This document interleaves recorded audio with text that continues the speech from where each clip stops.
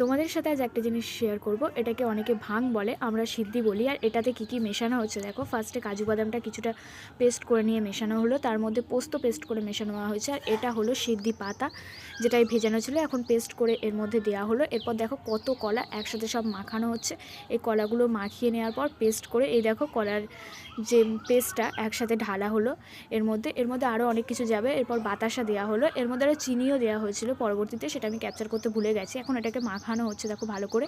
এর মধ্যে এখনও দুধ দেওয়া বাকি আছে, তোমাদের সাথে দেখাবো। এটা কিছুক্ষণ রেখে দেওয়ার পর এর মধ্যে এই যে এটা হলো কঞ্চির রস, সেটা দেওয়া হলো এর মধ্যে। আর এই দেখো কতগুলো দুধ, এই দুধগুলো সমস্তটাই এর সাথে ভালোভাবে মেশানো হবে। মেশানোর পর সবাই এটাকে খাবে, আর এটা খেলে নেশা হয়। তোমরা কারা কারা এটা খাও অবশ্যই জানিও, আমি কোনো দিন ট্রাই করিনি। ভিডিওটা কেমন লাগলো জানিও। আর এই ভিডিওটা অনেক দিন আগের, প্রায় সরস্বতী পুজোরই ভিডিও, কিন্তু ভিডিওটা আমার ভয়েস দেওয়া হয়নি।